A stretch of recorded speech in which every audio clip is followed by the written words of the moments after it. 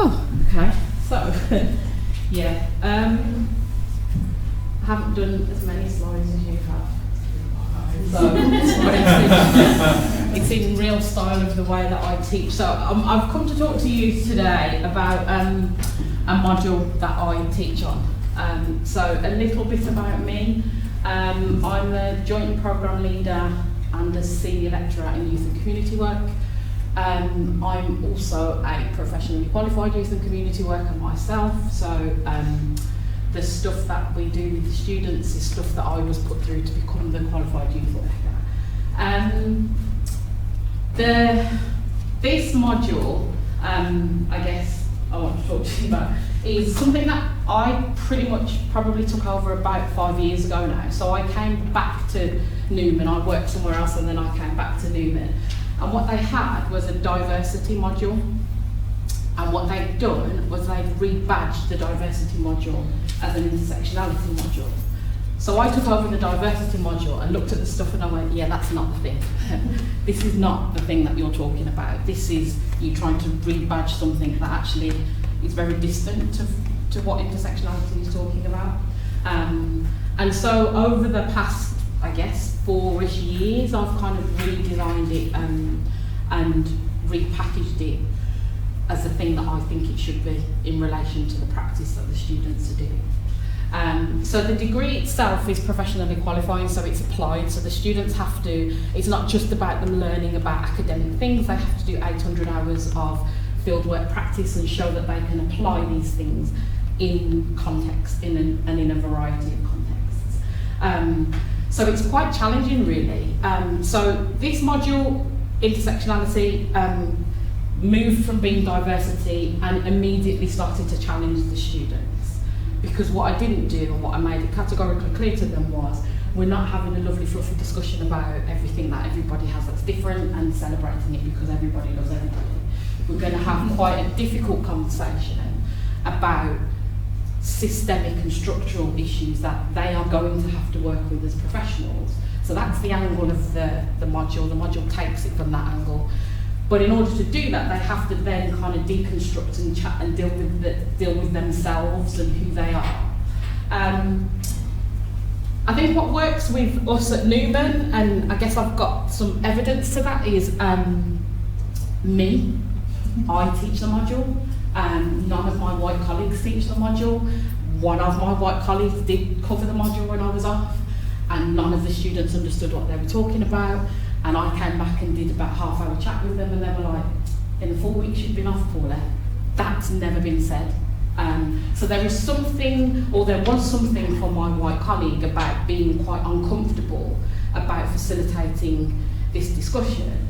And so we had a conversation about it with my colleague. I had a conversation with my colleague, and what I realised was my colleague was trying to shoehorn diversity back into it, because that idea of dealing with these intersections and fundamentally, as I say to the students, centering black working class women, centering people who are me, and not having this fluffy conversation up there can be difficult for somebody who doesn't look like me and who isn't me and has to have that as a conversation. But actually what I did say to my colleague was, what you needed to have done was just own that.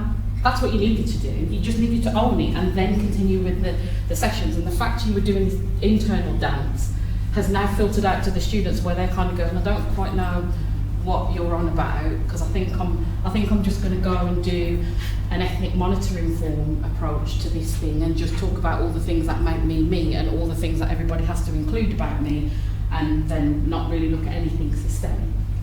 So, this is, I know it's a lot of words, so excuse that, but the highlighted bit is essentially what the module's purpose is. So what I'm trying to do is I'm trying to get the students to recognise the interplay of the social categorisations and how systemic structures and their power can oppress, marginalise and other individuals and communities with which they are going to be working. So this module comes at the beginning of their second year, after I will have taught a module in their first year, which is understanding groups and the self. So I've already almost started in the understanding groups and self module, getting them to start to understand how groups of people work together, but more importantly, who they are in that context as the worker. The students will also, through the module, have the opportunity to explore how processes of social and cultural change can be initiated in their practice, and therefore act as agents for that change by questioning and challenging existing norms and structures in the professional environment. The Youth and Community Work degree it's a degree that is about doing. It's about doing as well as being. So they've got to combine these two things. It's not an abstract thing that they can do. They're going to be getting involved in people's lives, in communities' lives, in young people's lives. And so actually, there's a real need for them to understand themselves and how the systems that they are going to be working in and the power that they will possess will play out in those relationships. So this is kind of the module that really challenges them, really makes them feel really uncomfortable, is not unknown to create division in the group and for people to take sides, but also makes them actually, they kind of come to me afterwards and they go, that's the module that I've never forgotten. Even when they're at graduation, they're like, I see it everywhere, I see that discrimination in a different way everywhere, and I'm kind of like, job done then, so you need to go and do something about it, you know, you get paid, you know, so that's kind of the idea of the module, and I guess that's what made it specifically different to the diversity one, because the diversity one really was about, you know, recognising our differences and celebrating them and appreciating everybody. And whilst I don't knock diversity, it's just not intersectionality, is what I'm saying. So, where to next? Yeah. So, just a couple of things, I guess. I'm going to leave that slide there because I've got one more slide and I just was like, I can't deal with any more slides. So I've got to start teaching next week and I haven't even done them slides. So, yeah. So just a couple of things about this module. Essentially, it's rooted in the idea of the practitioners being transformative in their practice. So this is, again, it's about moving them from just having conversations and being uncomfortable in the classroom, but how do you then enact this in practice? Recognising the limitations that they are going to have in that, but also knowing that they are probably going to be the key catalyst in certain communities and with certain groups who are going to understand this to be able to make those kinds of changes. It's really difficult. I use Freudian approaches. I take the point from the nurses, but I'm like, he's a cool guy. Like, nobody's perfect, but essentially, his ideas of dialogue, his ideas of challenging how education has historically been a banking idea, are things that we definitely espouse throughout this entire degree. So throughout, from the minute the students come in, they kind of get Pedagogies impressed in their first year, and they have it throughout the 3 years.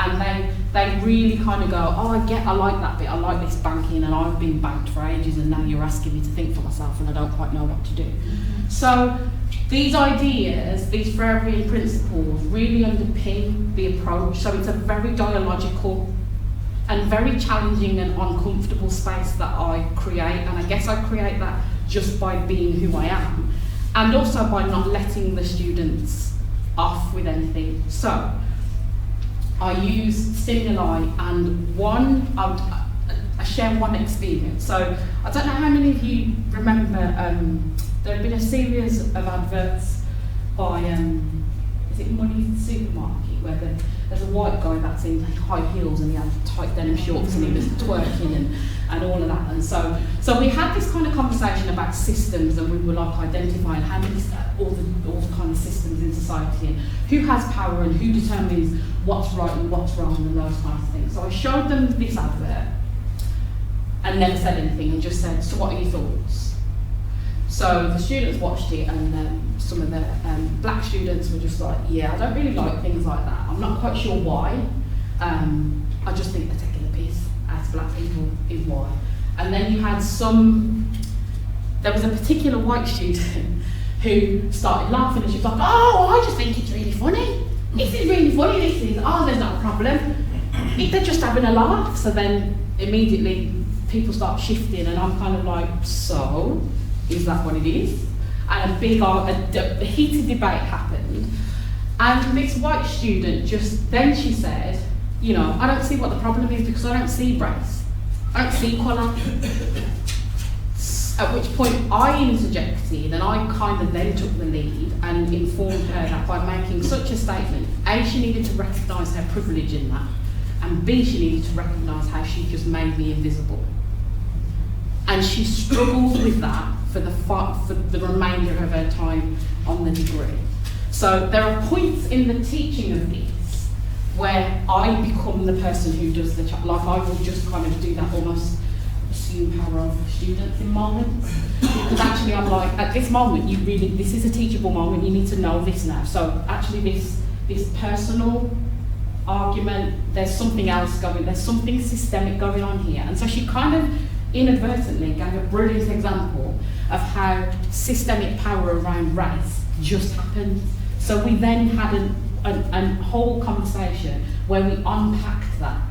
She had never, which is not unusual, she had never recognised her whiteness as being a thing. And so we unpacked that and I said, well, no, you wouldn't, because it just is.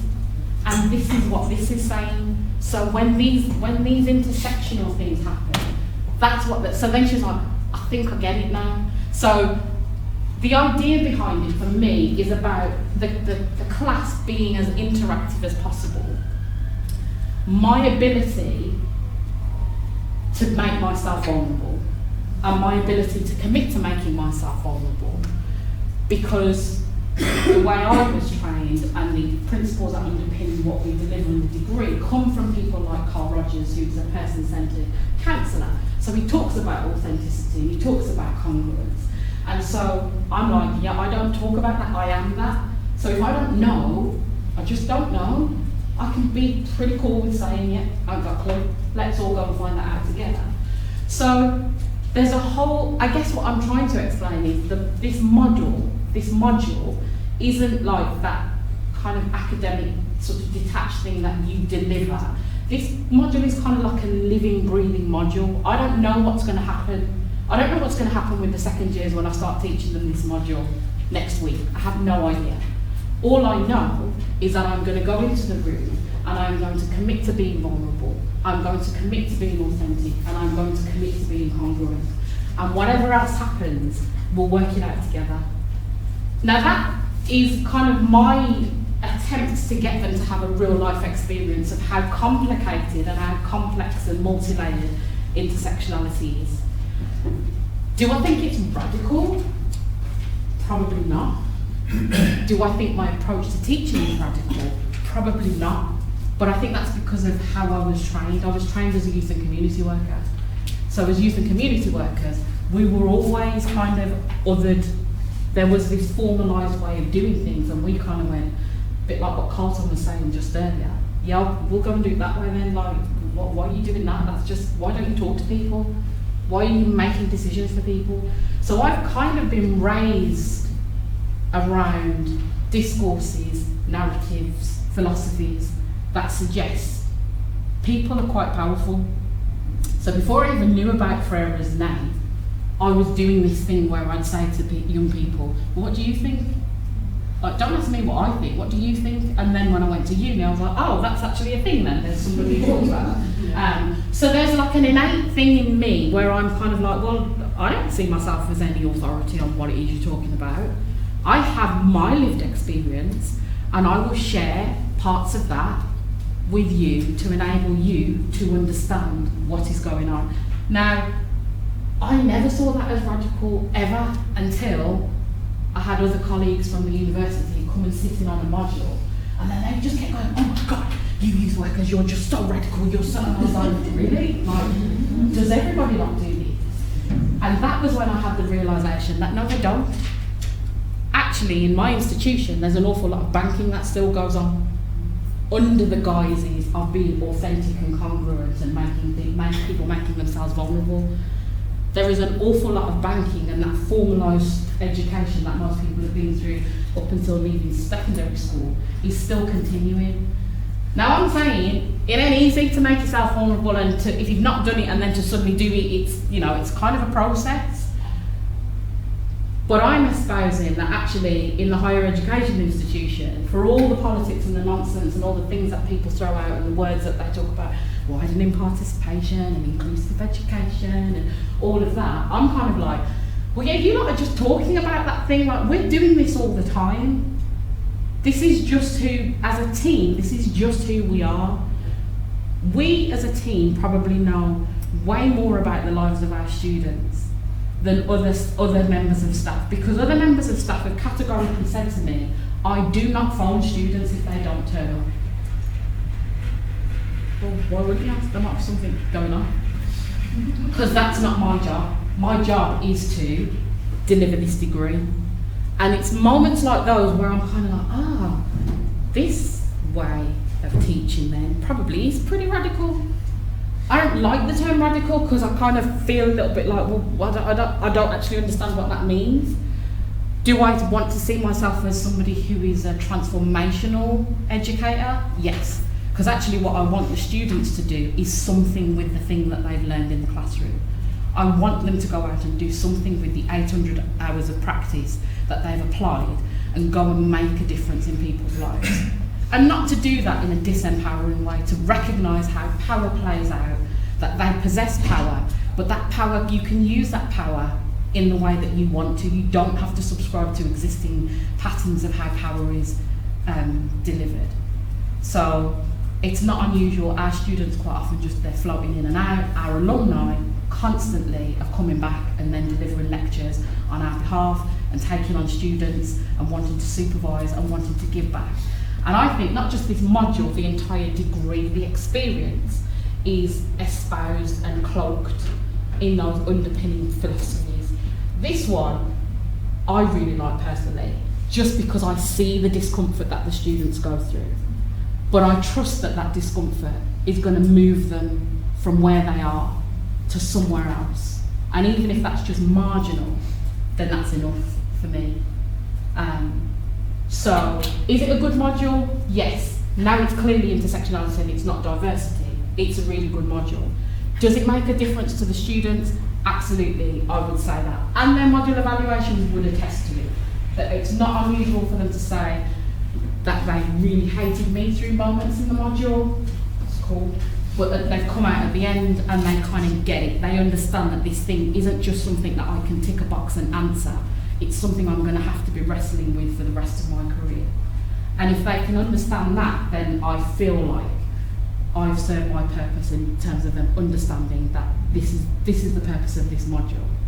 I don't know if there's anything else that I want to say. I'm probably done, to be fair. Yeah.